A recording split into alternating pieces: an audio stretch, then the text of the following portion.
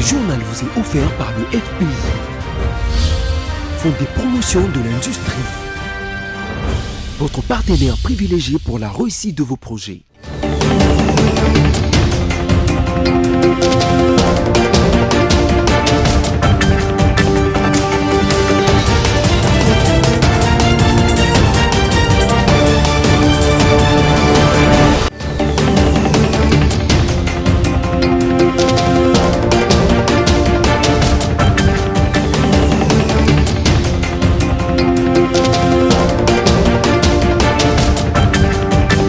Grande et ma joie de vous informer ce soir, mesdames, messieurs, bonsoir et bienvenue dans ce journal dont voici les sommaires. Au cours d'un point de presse organisé ce jeudi 15 février dans la capitale congolaise, l'informateur Augustin Kabouya a promis de bien réaliser sa mission, celle de consulter tout le monde. Inquiets de la situation des transports, les Quinois demandent au gouvernement de ravitailler le bis Transco en carburant pour leur permettre de bien vaquer à leurs occupations. Pour lutter contre les rebelles du M23, les habitants de Bukavu en République démocratique du Congo manifestent contre l'agression rwandaise à l'est du pays. Encore une fois, bienvenue dans ce journal si vous nous rejoignez. Débutons ce journal avec cette actualité à la présidence de la République. Lucie Tamlin, ambassadrice des États-Unis d'Amérique en République démocratique du Congo, a été reçue dans la journée d'hier, 14 février 2024, par le président de la République, Félix-Antoine Tshisekedi Tshilombo. Au cours de cette rencontre, les deux parties ont échangé sur divers sujets d'intérêt commun, notamment la situation sécuritaire dans la partie est du pays. Presse présidentielle. La situation sécuritaire et humanitaire à l'est de la République démocratique du Congo, qui s'est détériorée ces dernières semaines, a été au centre des échanges de mercredi entre le président de la République, Félix-Antoine Tshisekedi Tshilombo, et l'ambassadrice des États-Unis d'Amérique en poste en RDC, Lucie Tamlin. Le rôle que doivent jouer les USA dans la pacification de la partie est du pays était au menu de cette rencontre. J'ai aussi parlé avec lui par rapport à nos activités qu'on va mener ensemble pour le développement de ce pays. Et aussi, on a parlé de la situation dans l'Est, ce que nous faisons au niveau diplomatique pour trouver une voie pacifique pour résoudre le problème dans l'Est. Bien sûr, on a parlé des manifestations et je me suis félicitée de la condamnation du gouvernement de ces actes violents qui ne sont pas conformément avec les responsabilités du gouvernement pour protéger les installations diplomatiques. En quoi la diplomate américaine, les USA travaillent à contribuer pour la pacification de la partie est de la République démocratique du Congo. En fait, nous avons mené une diplomatie de très haut niveau. Je pense que vous connaissez notre initiative à travers notre directrice de renseignement national, Avril Haines, qui s'est rendue ici pour discuter les mesures de confiance qui sont importantes pour bâtir entre les deux pays. On va continuer dans ce sens. Outre ce sujet sécuritaire, plusieurs sujets d'intérêt mutuel ont été aussi abordés.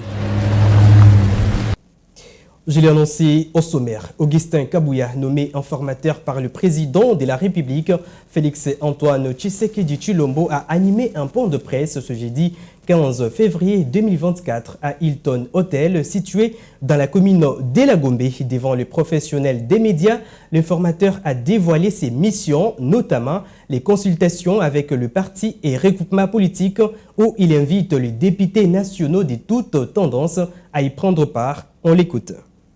De l'informateur est d'un mois avec possibilité d'une prorogation. Pour ce faire, je me dois de prendre contact avec les différentes forces politiques qui constituent l'Assemblée nationale. Concrètement, les partis et regroupements politiques que je vais consulter sans exclusion sont ceux ayant concouru aux élections du 20 décembre 2023 qui ont obtenu au moins, suivant les résultats provisoires proclamés par la Commission électorale nationale indépendante dans sa décision numéro 002 par CENI AP 2024 du 13 janvier 2024. Un député proclamé par la CENI sans préjudice des indépendants. Ce qui justifie que je sois assisté par une équipe d'accompagnement constituée d'un panel d'experts, aussi bien au cours des audiences qu'en dehors de celles-ci, pour mener à bonne session en mission. Pour s'assurer de l'information des concernés, je vais lancer des invitations aux partis et regroupements politiques, aux personnalités suivant l'agenda établi à cet effet. Il convient de préciser que les membres de la coalition majoritaire devront signer des actes d'engagement collectif pour les regroupements, pour les partis et regroupements concernés et individuels à la majorité parlementaire. À cet effet, les partis et regroupements participants ne devront agir que par les personnes ayant qualité à les engager et ils devront préciser principalement des choses. Déclarer leur appartenance ou non à la coalition majoritaire qui sera mise en place pour former le gouvernement et en cas d'acceptation déclarative de l'aide évitée. De l'Assemblée nationale à la CENI, les coordonnateurs AI de l'Agence de prévention et de lutte contre la corruption a rencontré dans la journée du 14 février 2024 le président de la centrale électorale, Denis Kadima Kazadi. Au cours de cet entretien, les questions liées à l'élection des sénateurs, des gouverneurs ont été abordées. Ginette Fika.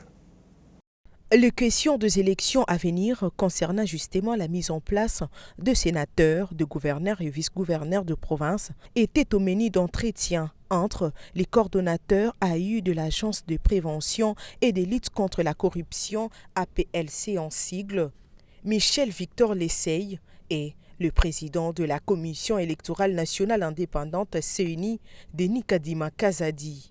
À en croire Michel Victor Lesseil, l'APLC mettra à la disposition de la population un numéro vert pour recevoir des dénonciations éventuelles dans l'objectif de dénoncer toutes les velléités de corruption de la part des acteurs politiques. Michel Victor Lesseil a renseigné à la presse qu'il s'est réjoui de la qualité d'échange jugé instructif qu'il a eu avec le président de la Commission électorale nationale indépendante, Denis Kadima, signalant que l'APLC est un service spécialisé au sein du cabinet du président de la République et placé sous son autorité. Elle est donc l'autorité nationale de référence en matière de lutte contre la corruption en République démocratique du Congo. Je voulais également annoncer au sommaire, depuis le mardi dernier, le bus de la société publique Transport au Congo Transco ont été rares dans les artères de la ville de Kinshasa. À la base, un problème d'approvisionnement en carburant et ce matin, quelques Kinois ont exprimé leur inquiétude dans ces constats faits par nos reporters. Reportage. Dans une communication lue par sa présidente, Bijou Mwangi, la délégation syndicale de la Société nationale des transports au Congo, Transco, indique que cette entreprise publique fait face à un problème de manque de carburant. Face à cette situation, la délégation syndicale a sollicité l'intervention du chef de l'État, Félix Antoine Tshisekedi Tshilombo, pour les ravitaillements en carburant afin d'assurer la mobilité de la population dans la ville de Kinshasa. De l'autre côté, la population congolaise et les Kinois en particulier lancent à leur tour un cri d'alarme au gouvernement de faire son possible pour résoudre ces problèmes car au final, c'est le petit peuple qui souffre. Non, c'est une mauvaise nouvelle pour nous. C'est une mauvaise nouvelle pour nous les usagers parce que Transco est moins cher. Et Transco fait de longues distances à un prix vraiment abordable. Donc nous sommes tellement désolés et nous avons voulu que cette situation puisse être remédiée le plus tôt possible. Ça fait notre souffrance. À plus de tout ce que nous vivons au quotidien, la souffrance que nous endurons au quotidien, c'est une souffrance de plus. Donc nous demandons au gouvernement de se lasser encore davantage pour remédier à cette situation le plus tôt possible vraiment. Moi je pense que c'est le genre de choses que le gouvernement peut éviter en cette période-ci. Le pays est en guerre, alors il ne faut pas toucher encore le mental de la population, à la faire souffrir avec des marches à pied, des embouteillages, ce n'est pas bon. Je souhaiterais que le gouvernement puisse vraiment mettre tous les moyens en marche pour résoudre cette situation. Pour rappel, cette société a été créée le 30 juin 2013 après la dissolution de la Société des transports urbains du Congo et des 6 titres. La Société des transports du Congo ou Transco assure les transports en commun de la RDC, gérant plusieurs lignes de bus à Kinshasa. Rendons-nous dans la Provence. Le ministre d'État, ministre des Infrastructures et Travaux publics, Alexis Guissaro, a, au nom du président de la République, Félix Antoine Tshisekedi Tshilombo, procédé au lancement des travaux des constructions Chikapa-Kamako en présence du gouverneur de la province du Kasaï et le directeur général de la CGT, Yves Mayele. Dans son discours d'investiture du 20 janvier dernier, le président de la République, Félix Antoine Tshisekedi Tshilombo, avait réitéré sa ferme volonté de résoudre l'épineuse question du désenclavement des territoires de la République démocratique du Congo. Dans cette optique, le ministre d'État, ministre des Infrastructures et Travaux publics, Alexis Guissaro, a procédé au lancement des travaux et construction et exploitation de la route Chikapa-Kamako d'une longueur de 120 km dans la province du Kasaï. Ce lancement des travaux a eu lieu en présence du gouverneur de la province du Kasaï, du directeur général de l'Agence congolaise des grands travaux, du représentant de l'entreprise TOA, ainsi que plusieurs autres acteurs dans le secteur des infrastructures. Mandat Oyami Balé, il y a président Félix Antoine Tshisekedi, et un mandat où attié un projet infrastructure, il y a un nzela, il y a un aéroport, il y a un port, à Tiango, vraiment, naisika, il y a priorité à Liboso. Alors, bien abisso que na mandat oyo azana 6 priorités, na katiwana ba infrastructure. Pour te dire que ceux qui nous ont développement ezalité. À la place Bopolé où cette activité s'est tenue, le gouverneur de la province du Kasaï, Dieudonné Miémé, a signalé que le lancement de ces projets représente l'intégration de sa province en tant qu'espace centre de la République démocratique du Congo. Ces travaux sont financés par l'entreprise TOA Investissement pour une durée de 30 mois. D'une province à une autre, comme dans toutes les villes, la population de Bukavu ont pris d'assaut les rues de cette ville pour exprimer leur indignation contre l'agression rwandaise dans la partie est de la République démocratique du Congo. Yves Mayele revient.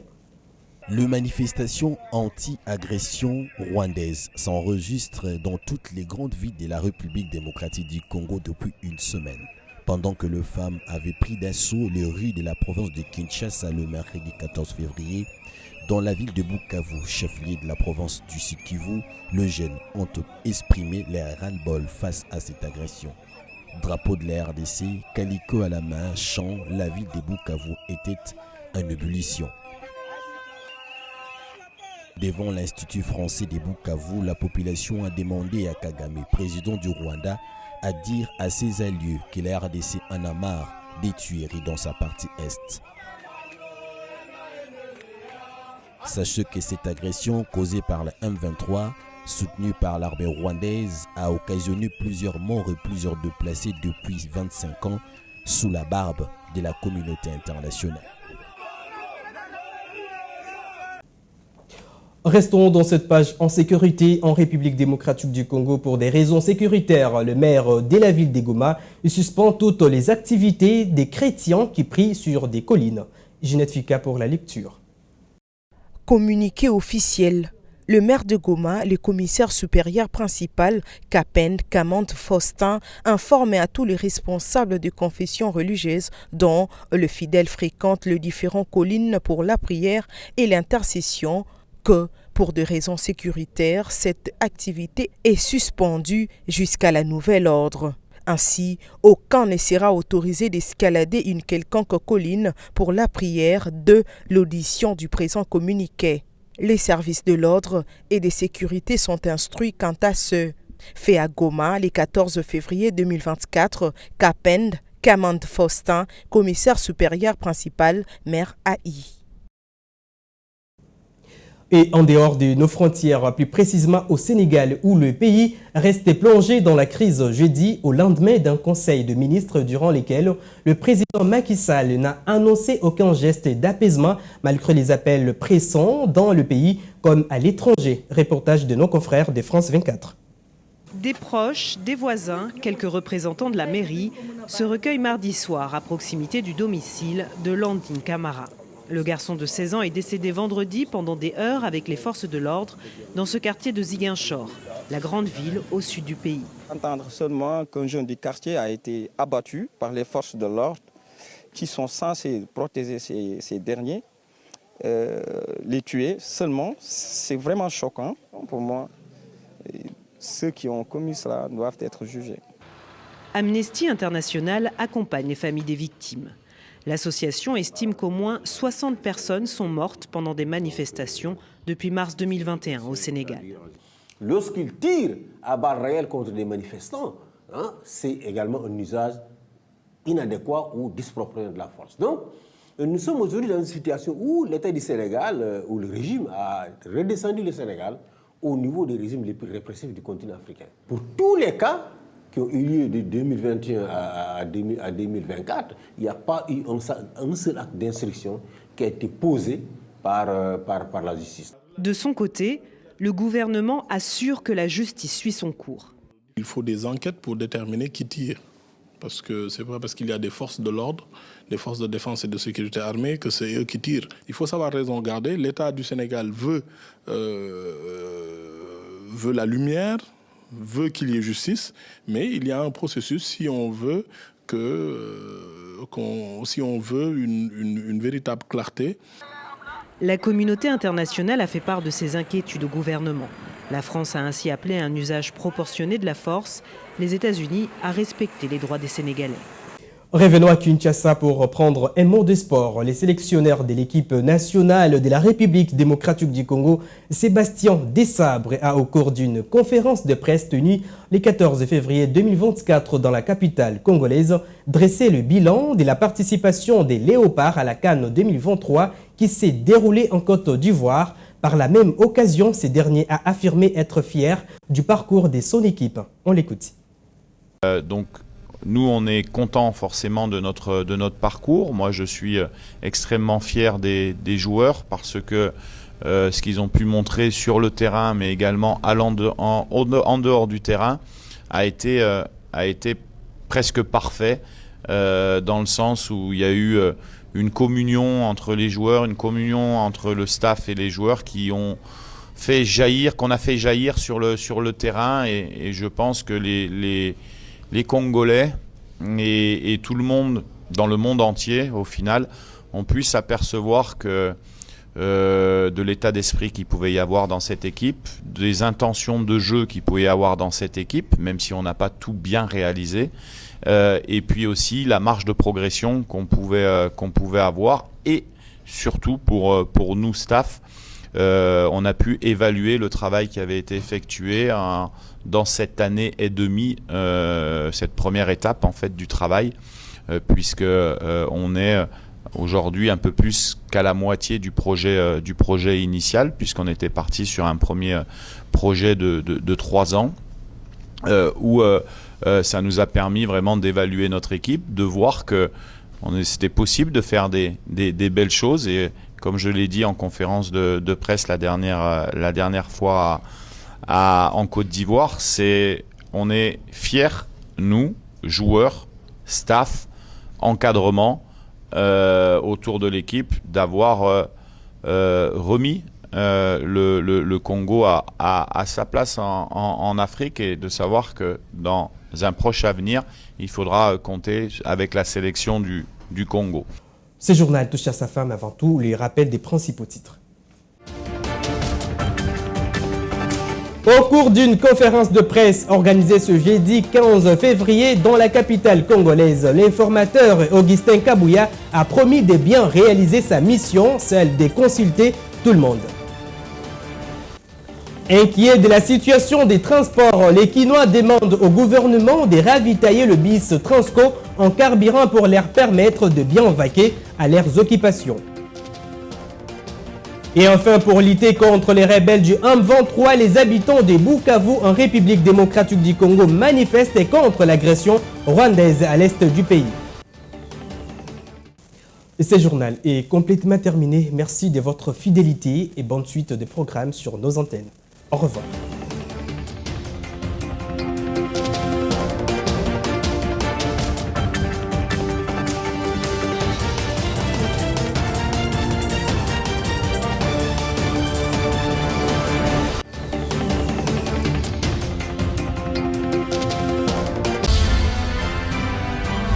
Ce journal vous a été offert par le FPI, Fonds des promotions de l'industrie, votre partenaire privilégié pour la réussite de vos projets.